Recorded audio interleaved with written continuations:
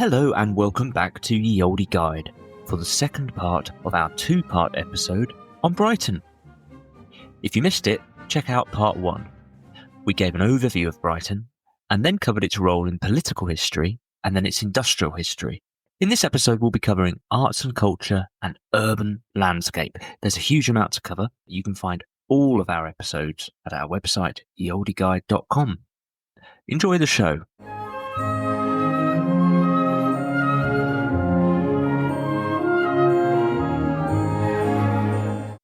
Next category then is arts and culture, the fun category. In the previous sections, we talked about seawater treatments and how the royal connection led to this enormous growth as a resort. Can we talk more about the development of the resort and the cultural legacy this has had? Yeah, so we're going from the spa heritage in the last category to talking about this development, as you've said, as a resort town. Now, Brighton has been a place of tourism for centuries. The first guidebook for the city was written in 1761, and it was a well-regarded place in popular culture throughout the 19th century. In Pride and Prejudice, Lydia Bennet said that a visit to Brighton comprised every possibility of earthly happiness. Other fictional characters of the 19th century commented on how impressive the city's houses were, while one Chinese visitor said years later in 1877, "Years have passed and I have visited many famous places in many lands, but never on any day has Pulai Tun," which was what the Chinese people call Brighton, had been absent from my thoughts. Such power does this place hold over the affections of all who have beheld it. Wow.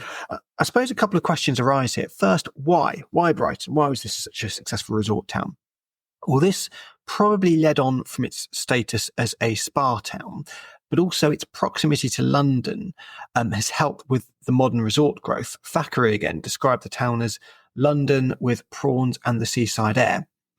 The other question is, what exactly did people do in Brighton during its early period as a resort town, during Regency Brighton? Well, they came for what was known as the season. Balls, races, music, just general promenading. Nicholas Pevsner offers a classic itinerary in the Regency summer social season. You might bathe in the sea or baths, watch cricket on the Stein, drink water at St Anne's Well, go to libraries, racing, coffee houses, watch a play at the theatre, and perhaps, if you were important and lucky enough, go for a meal at the Royal Pavilion. Some people in the early 19th century were really just desperate to stand out and show some kind of distinction. This was shown in a snapshot of characters from 1806. There was one person who dressed himself, his carriage, his horses and his servants entirely in white. Another man did the same but dressed everything in black. There was another person known as the Green Man who went one stage further and not only dressed in all green, but dyed his beard, eyebrows and ears green, ate only green food and had only green decorations in his house. I don't know if you might see this as a bit like lonely teenagers at school adopting some kind of persona to stand out and get attention. You might have more kind thoughts about it, but they seem to amuse people. But yes, that was what people were doing in Brighton in the early days of its resort growth. And I think it's still like that today. People going there to eat, drink, have crazy haircuts, look cool. That's right. That's my view. Would you dress all in green for your next visit? Well, I'd be very happy to, and I visit a lot. The Olde Guide. It is a fun city, and look, I think part of this is about its cultural openness, and it's a cultural openness that's been there for 300 years, and it has given rise to this large and celebrated LGBT population in the city, which is key to its character today. Yes, definitely. I think without doubt, Brighton is considered the kind of the unofficial gay and lesbian capital of Britain. It's got a large number of gay and lesbian establishments, the highest proportion of same-sex households in the country. This isn't just a recent development. This is a long-standing status. While early records of Brighton's gay culture are mostly limited to 19th century legal records and the odd diary, after the First World War, the culture became a bit more established, although certainly without the same level of legal or social tolerance that we would hope for today. With gay and lesbian pubs operating, some open-minded landlords of guest houses and single-sex social events, later even single-sex beaches. And I suppose, again, there's an obvious question here. Why did this happen in Brighton in particular? The best analyses of this seem to link this to Brighton's broader reputation for being a place free of social restrictions. And you could argue this goes all the way back to George IV and his era.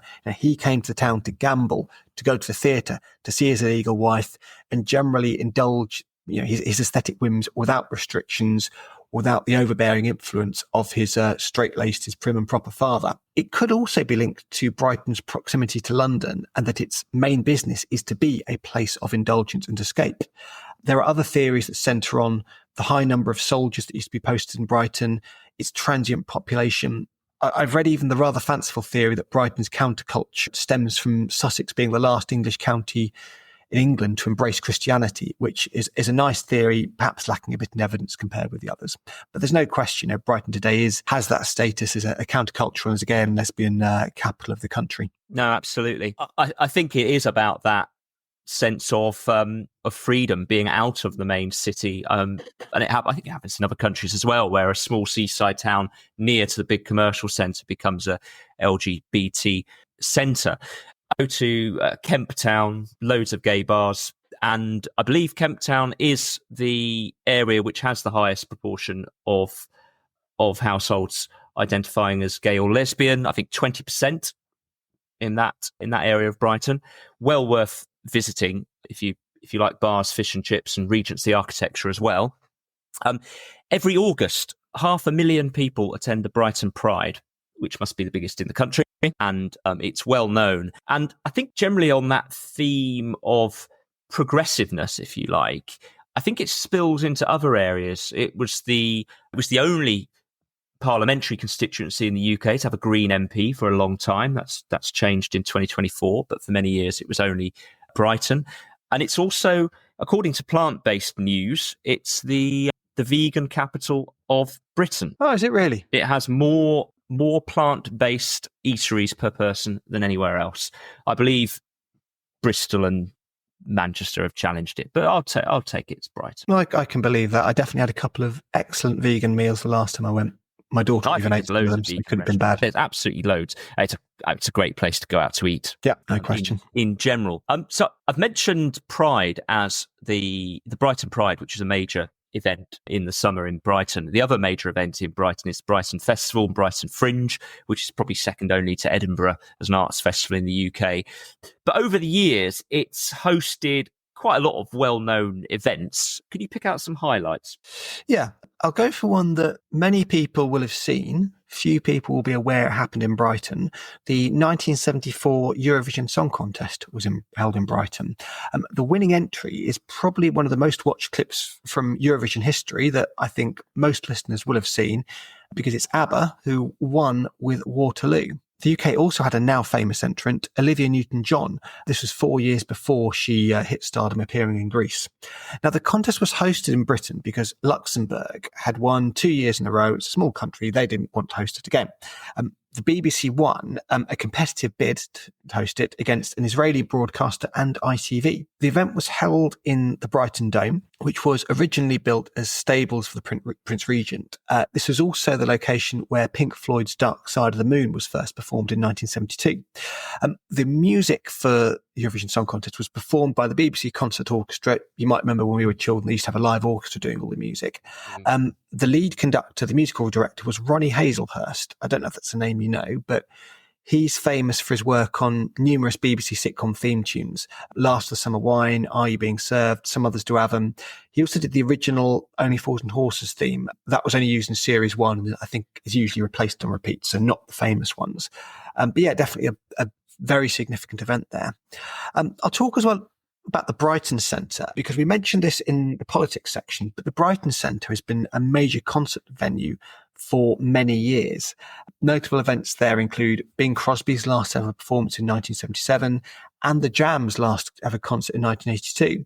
It's also hosted a few notable sporting events, Snooker's British Open twice in the early 2000s and the Brighton International Tennis Tournament from 1978 to 2000. So you do have some pretty significant cultural events that have taken place in Brighton. As well as being a centre for leisure, entertainment and royalty, it's fair to say Brighton has appeared in numerous works of art as well. That's definitely right. I suppose to talk about visual art first of all. Brighton has definitely appeared in many works of visual art. Famously, Turner painted the Royal Albion Hotel in 1834, while Rex Whistler attempted to capture the Prince Regent awakening the spirit of Brighton, as it was called, which is a painting hanging at the Brighton Royal Pavilion of a fat George IV as an angel, kneeling in front of a sleeping naked woman. This is supposedly about George seeing a woman called Charlotte Fortescue, who the prince became besotted with for a while. But as well as visual arts, Brighton will be recognisable to lots of people as a film location. And despite its fun, jolly reputation, it's been the setting for two famous films associated with a criminal underworld. The first is Brighton Rock, which is a 1935 gangster novel by Graham Greene and adapted into a film noir in 1948, starring a young Richard Attenborough as a Brighton gang leader. And this was later refilmed in 2010. Brighton Rock was, as you'd imagine, set in Brighton, and while much filming for the 1948 film happened in Brighton, much of the 2010 film was moved to nearby Eastbourne. But it's certainly the location for the novel and for the film. The second film people might be aware of is Quadrophenia, which is a film about 1960s gang culture and a young mod's escapism in this world in Brighton. It starred Phil Daniels, who I think of as Parklife from EastEnders still, and it was adapted from a rock opera by The Who. The premise was based on real riots between mods and rockers in Brighton in 1964. Today, you can see the Quadrophenia Alley, a filming location where two of the main characters had sex, and it's a bit of a shrine today for mod culture. Now, as well as these dark depictions, as you might imagine, Brighton has been used for happier depictions that better suit its resort status as the setting for fun days out at the sea. This includes one of the greatest films ever made, Carry On at Your Convenience, which featured the Palace Pier during the works outing scene, which is fantastic. Yes, it's interesting that it's been such a location for filming, and I suspect it's quite a photogenic city, isn't it? It's got, as well as the architecture, as long as the seaside, it's also got the dramatic hills, which I think add a photogenic quality to it, which is part of the general attractiveness of the city. Coming on to sport, and and the Brighton Speed Trial. Yeah, I think there's a couple of sporting things we'll bring out here. The Brighton Speed Trials, definitely. This was the oldest motor race in the world until it ended last year. It was first held in 1905, next held in 1923, held most years since, till it was cancelled in 2024 due to safety issues, increasing costs and which reduced spectator capacity. It was a quick quarter-mile sprint race right along the seafront on Madeira Drive, most recently held as a time trial for safety reasons, but previously held as just a straight race, which must have been a pretty spectacular and, I'd imagine, very dangerous sight. I'll also give a quick mention to Brighton and Hove's cricket club, Sussex County Cricket Club. Although they are far from the most successful of the county clubs, they are very notable as being the oldest first-class county in British cricket. The club was set up in 1839 following the establishment of the Sussex Cricket Fund in Brighton 3 years earlier. Now, they do currently play in Hove, but they originally played in Brighton at the Royal New Ground, the home of Brighton Cricket Club until 1847. Park Crescent is now on the site, just to the north of the centre, not all that far from the station. So you can go up and visit if you're interested in cricketing history. And they've ended up with quite a good football team as well. Yep, they're doing pretty well at the moment. I think it's fair to say. And did you want to mention the Brighton School? Yes, the Brighton School. So important school in British film history is the Brighton School. George Albert Smith and James Williamson were filmmakers from the end of the 19th century and notable figures in the early history of British filmmaking. They both produced films in nearby Hove. Smith's works included The Kiss in the Tunnel of 1899 and Grandma's Reading Glass in 1900, while Williamson made films about contemporary events like the Boer War and the Boxer Rebellion. They made short films of just a few minutes that do look pretty basic by today's standards. They were important primarily for the implementation of new editing techniques. Editing, by this we mean literally editing different parts together, combining film part shots separately rather than just doing everything in one continuous shot, and using multiple shots, including early close-ups. This does, it seems bread and butter, almost banal today, but as the film historian Frank Gray rightly says, it was techniques like this, like editing different scenes together, which first started to distinguish film from just filmed theatre. So very important techniques in the early history of filmmaking there. Absolutely, and not something that's well known either. Fantastic. Well, look, we've covered a huge amount there. What are your conclusions on the historical interests of arts and culture in Brighton? Very, very positive. I mean, we've covered many specific events and depictions of Brighton, but we should also mention its inspiration to the numerous cultural and political figures who visited.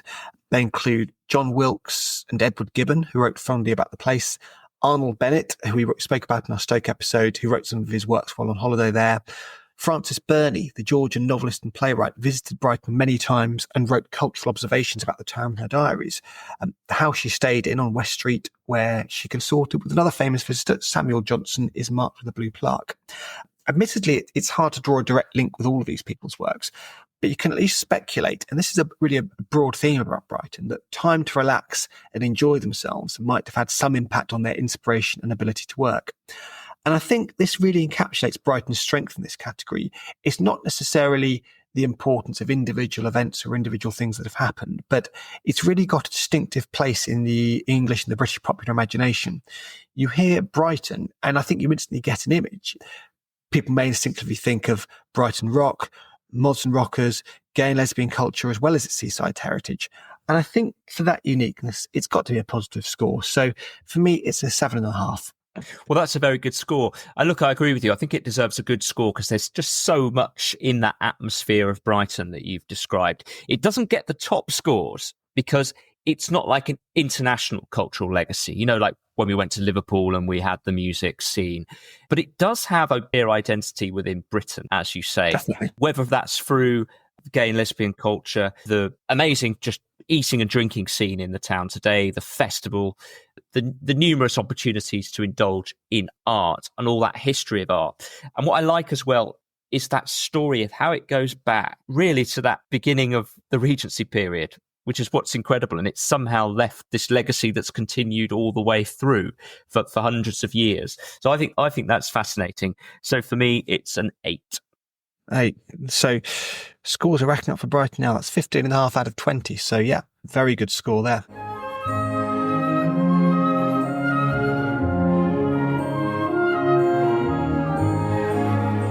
Well, that brings us to our last substantial category, which we call urban landscapes. This is about the layout and architecture and buildings of Brighton.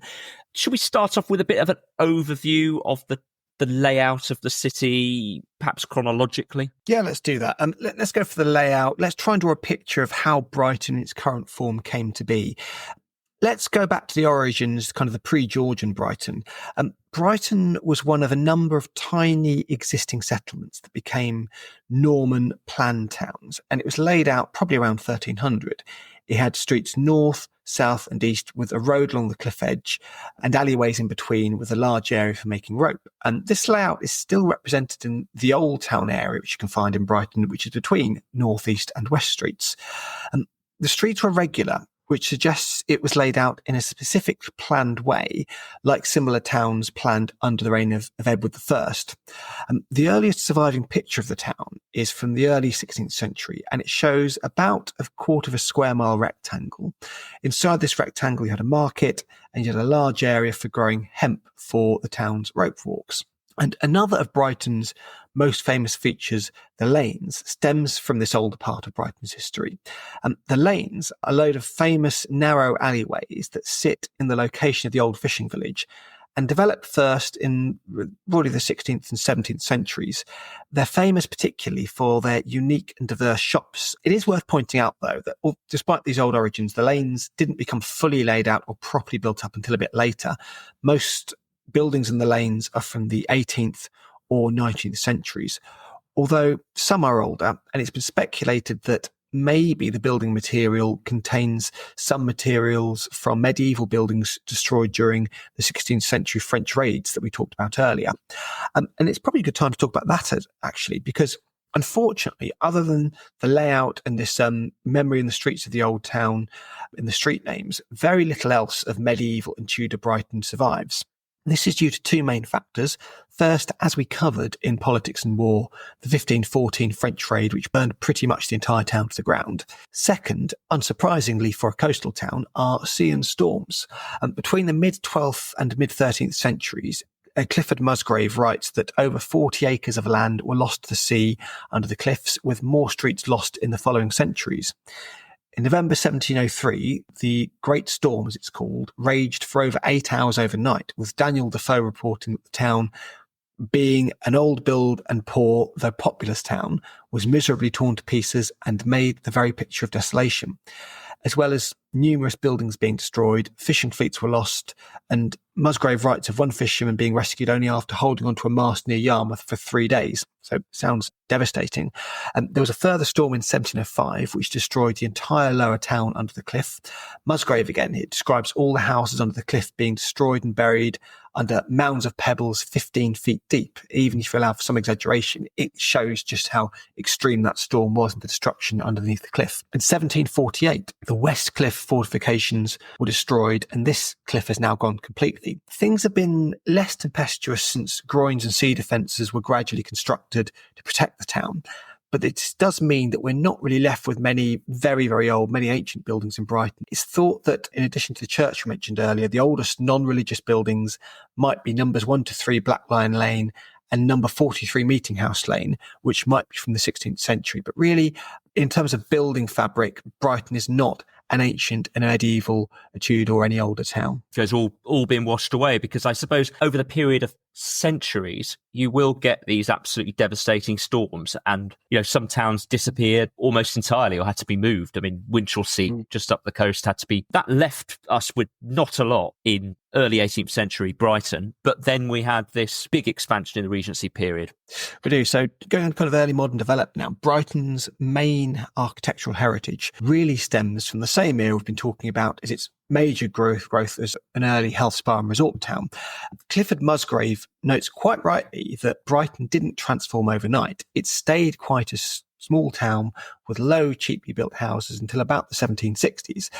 The town even then was still small, centred on its medieval grid pattern and surrounded by fields. You can actually still see much of the basic layout of early Brighton in aerial views of its city centre. If you open Google Maps, look it up now, what you'll see in the very centre is a mile-long, thin green space running from a park, the Level in the north, to an area called the Stein near the coast. It's been theorised that this area was left unbuilt on for so long because it sits at the point where a stream ran from a valley down to the sea, and therefore it was very swampy. And this only changed when the Prince Regent had a sewer put in to drain the stream down to the sea. It's also notable, if you have a look at the layout of the city on Google Maps, just how straight the roads are in that area. They run directly north to south or east to west.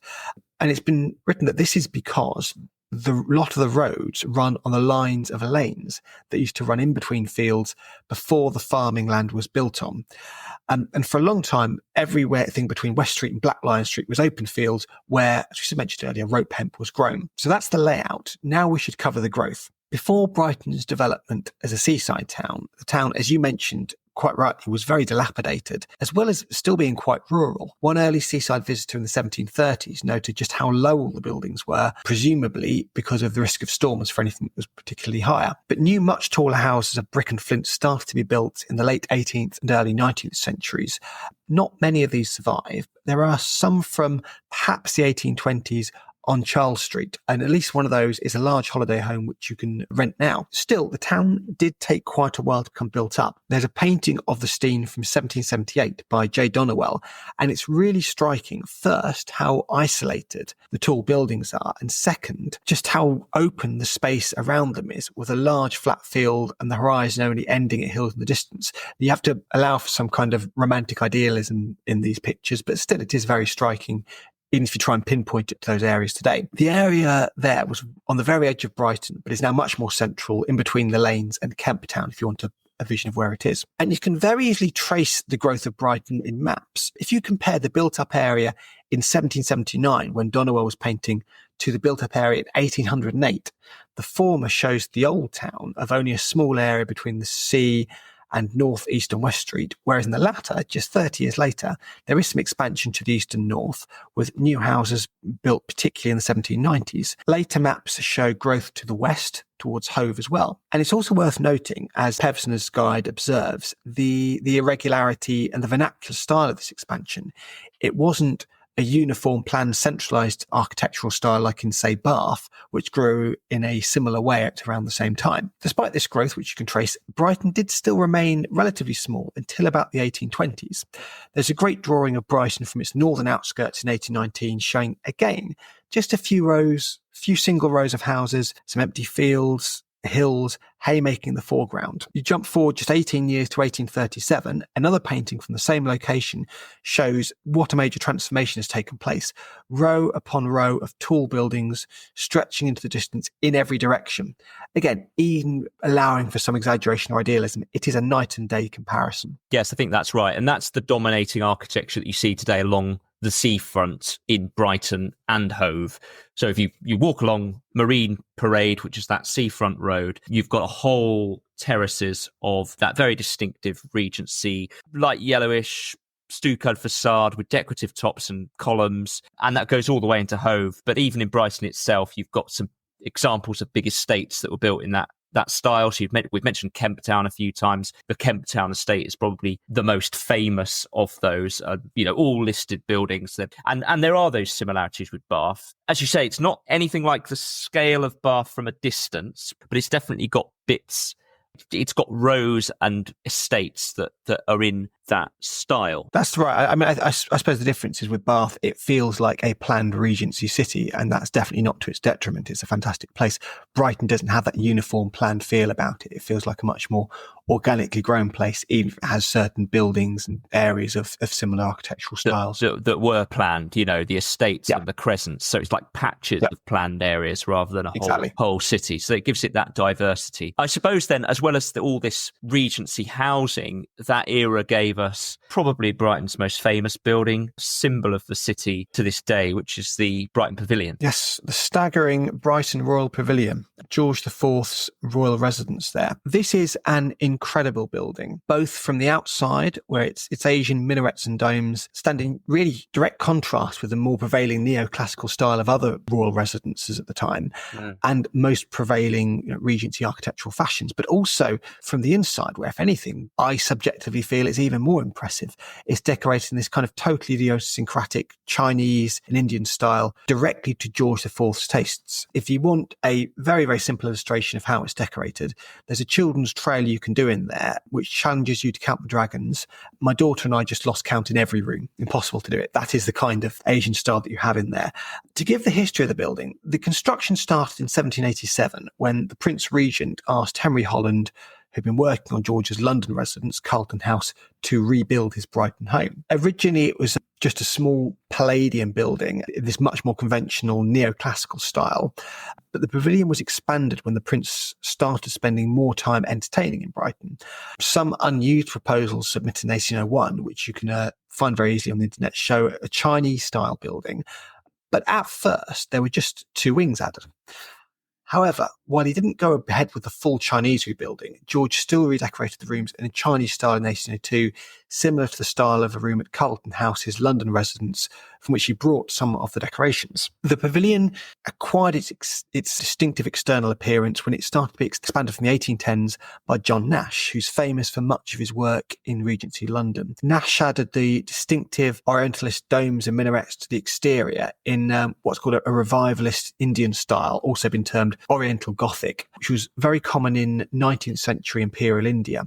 It was inspired by Mughal architecture, hence the building's similarity instantly recognisable to Indian buildings, such as obviously the Taj Mahal. The way Nash added these external features is very interesting. He added the domes and minarets by adding a cast iron frame onto the earlier building and then snuck the ornate additions onto them. And I have to say, I don't think you would guess this, particularly from the inside, that you've got domed interior ceilings of the banqueting room and the music room, which do fit this domed style of the roof very well.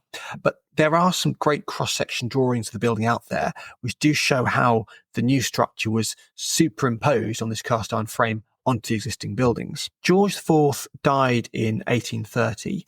His brother and successor, William IV, he used the pavilion too, but he had a much simpler and more austere lifestyle than George. So the pavilion didn't become the same centre of society glamour then.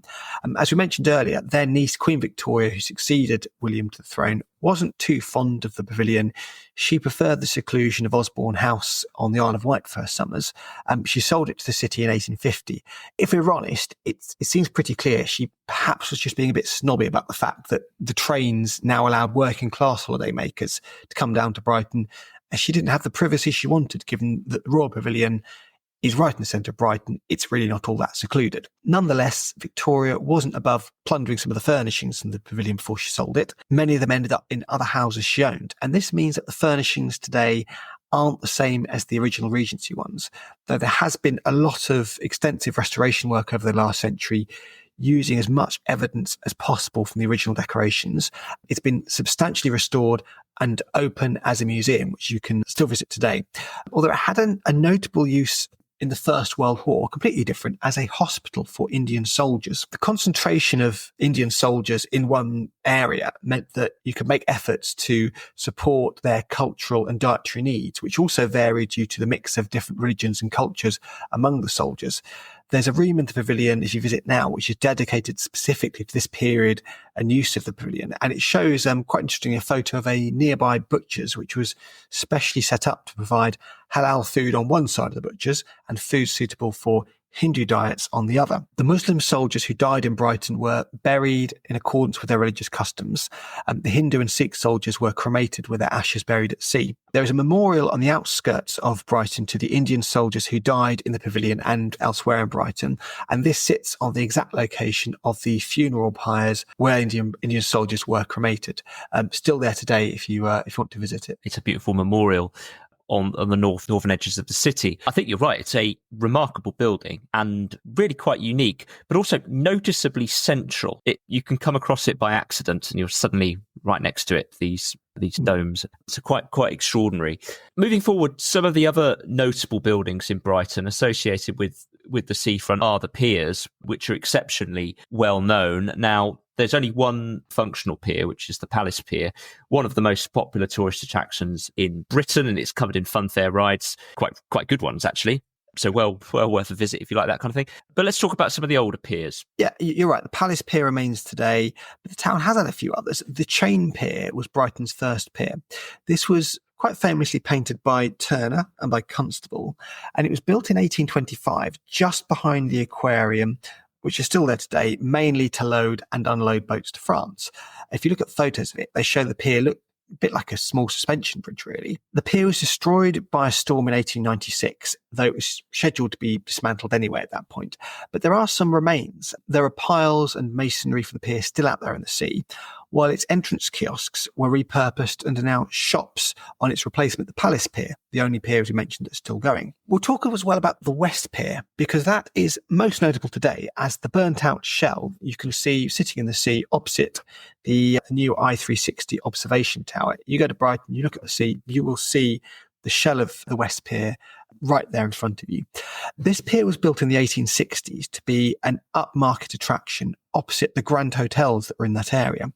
It was built by the same designer who built the aquarium, which, as we said, is still there in Brighton today, as well as 13 other piers across the country.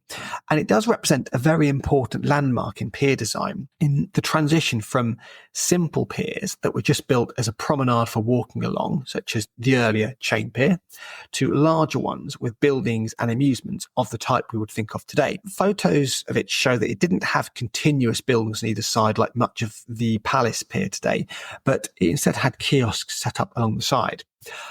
Unfortunately, the pier's location, despite being its early strength, did speed its decline. It was really just too far from the tourist centre of Brighton. The Palace Pier is a much better location for most people in the centre, and the Palace Pier really took up all the custom. So the West Pier just really fell to pieces in the stages. It closed in 1975. It suffered storm damage multiple times, fires twice in the early 21st century. Finally, some remains were demolished in 2010, so the I-360 observation tower could be built on that site. but there is still that shell out there that you can see not all that far out today. It doesn't look like much is left of the shell, although the idea of restoring the pier never quite goes away. You keep hearing of No, it doesn't. ideas to try and bring it back, but it looks beyond redemption to me, but I'm not an expert in pier design. And as you say, the I-360, which is this observation ride, which is next to it, has incorporated some of the historical features into its ticket booths. The I-360 is located right there. I believe it's one of the thinnest structures on Earth, believe it or not. Incredibly thin. I can believe that, definitely. Because the observation tower, it's in this kind of circle that goes up the pillar in the middle, doesn't it? Yes. And it has staggering views, but has been in a bit of difficulty itself. Much like the West Pier hasn't had the ridership required to wash its face. Cursed area, maybe. Perhaps, but a beautiful area because you're getting towards Hove. So you have the most incredible Regency architecture up there, but perhaps it's the quieter end, the more genteel end of the town. I think it's fair to say. We will one day do an episode on Hove, but it's along that seafront that you really get the mostly unbroken Regency architecture which characterises Brighton, except there's a couple of modern buildings in there. You've mentioned the convention centre. There's also a highly modernist block called Embassy Court, which has divided opinion in Brighton ever since it was built. I think your friend Pevsner said it was a great building, but in the wrong place. Pevsner has some opinions, so some I'll agree with there. He always has an opinion. Look, Brighton's just got endlessly interesting architecture, and it's that variety that makes it so interesting. And I think then it's time to come on to conclusions. I suppose it's my turn. And I think it's the diversity of architecture in Brighton that makes it so interesting for me, alongside its dramatic setting with the South Downs coming into the seafront. And it's that variety of architecture, whether it's the Regency architecture, the Victorian, later architecture, including Embassy Court, which I don't mind. The piers, I think you've got it there. It's a city it's one of those cities you go to and it feels like an adventure. You're walking around and there's always something to see when you turn a street corner, whether it's the jewellery stores in the tiny lanes, whether it's the remarkably different Brighton Pavilion, whether it's the classic seaside piers. It's the variety that makes it so interesting. It can occasionally seem a bit higgledy-piggledy, for want of a better expression. It's not beautiful in the way that Bath is. It's beautiful in a more chaotic way, but nevertheless beautiful and fascinating. So for me, it's 7.5. I read what I think is a great quote about Brighton, the Victoria County history. It talked about Brighton's growth being really intertwined with the changing British attitudes to the sea. In centuries past, we saw the sea as a source of danger, of natural danger, of storms, but also of invasion from overseas, and also in its most positive forms, a source of sustenance in fishing. But in recent times, the sea has been seen as a place of beauty and enjoyment, and I think really that kind of sums up Brighton's physical development quite well. Although much of Brighton is modern, it still, I do think, retains that historic feel around the lanes, and this kind of, you call it higgledy-piggledy. I think it's kind of a peculiarly seaside sort of charm in the way it's being constructed. It doesn't feel planned like somewhere like Bath. It feels like it's grown more organically. And of course, the pavilion is amazing. It must be said, not everyone likes it. George Bradshaw in 1863 described it as resembling the Kremlin in Moscow and said it was built up with greater variety than taste. But nevertheless, its uniqueness really does, I think, sum up Brighton. And frankly, a visit to the Royal Pavilion is going to leave a bigger impression on you than on any of its contemporary Palladian cousins. So I think it's great for the city. So, yeah, I think I'm reminded of all those other occasions we visited towns and I've knocked points off for lack of variety. I think I had to be consistent and give extra points here for the variety. So I'm going to give Brighton the same as you, a 7.5. Well, that's a very good score. And look, I'll extend that consideration around the quality of the buildings as well. It's got an identity almost as like London on sea.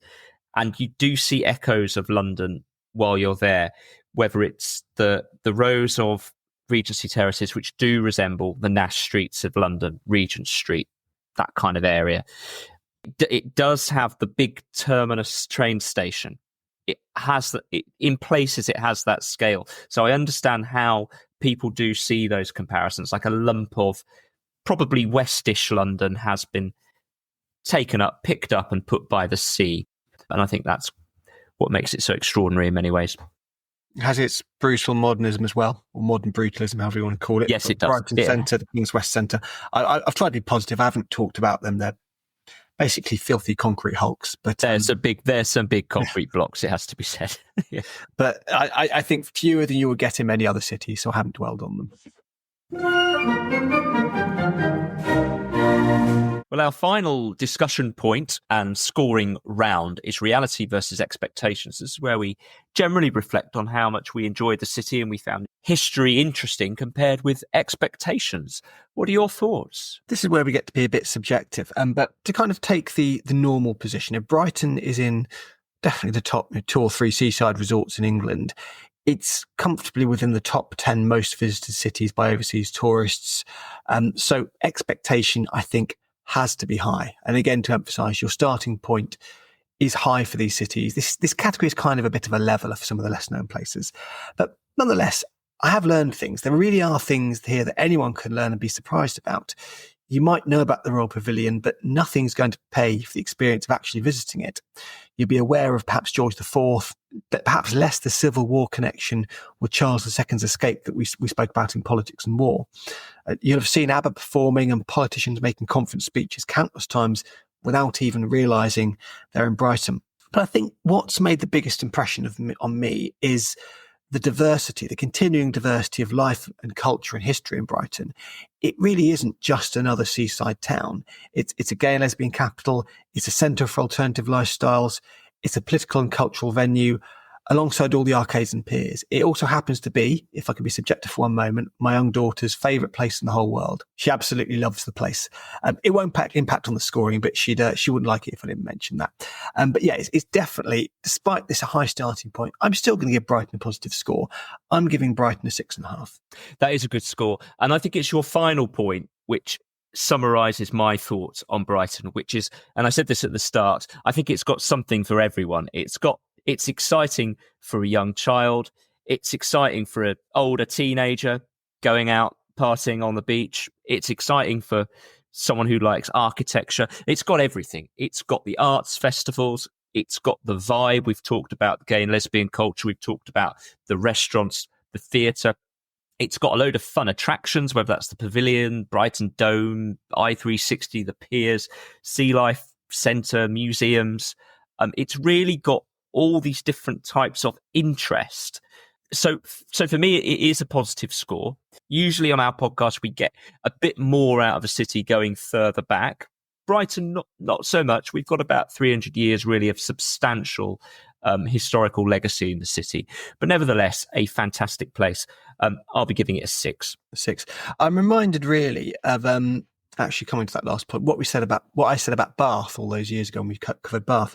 I remember saying, is it a great city? Is it the sort of place where I think the whole family can get something out of the architecture and the history and how it's all presented? I suggested perhaps not for the younger children, but Brighton, as you've said, something for everyone there. So I think these are pretty fair scores. You see a lot of different types of people and groups in Brighton. Just from experience going there, you'll see party goers on the beach. You'll see older people on other parts of the beach, further up towards. You'll see young and trendy looking people hanging around Kemp Town, the lanes. You'll see shoppers. It's just great variety in Brighton. I think that's its strength. Yep, absolutely. So to run through the scores, it's Politics and War, 11 out of 20. Science and Industry, 8 out of 20. Arts and Culture, 15.5 out of 20. Urban Landscape, 15 out of 20. Reality versus Expectations, 12.5 out of 20. So out of a total of 100, it scored 62, which is, just to emphasise again, a definitely positive score. Where's that put it on the league table? Do we have I have no idea. That's a very good score. I don't know where that puts it in the league table, but it will be a high position for Brighton. Are we going soft on our scoring? I think it's just below Reading, which was one of the first ones we did. Reading's on 62.5. We were very soft on scoring for Reading. A packed episode of historical interest there with Brighton. I hope you learnt something new, and if you haven't been to Brighton already, that you feel inspired to visit, don't wait until the summer. Go now. If you have any comments or thoughts on this episode or any other, please visit our website, theoldieguide.com, where you can leave comments all over the place. You can send us an email. You could also rate and review us on Apple Podcasts or Spotify or wherever you listen. Please press the star button and leave a comment. It helps other people find the podcast. We really appreciate that. Do get in touch if there's anything we've missed. We've got loads of other episodes up on the website, so do have a listen to previous episodes if you've enjoyed this one. Well, this has been the Oldie Guide. Thank you for listening. Thank you.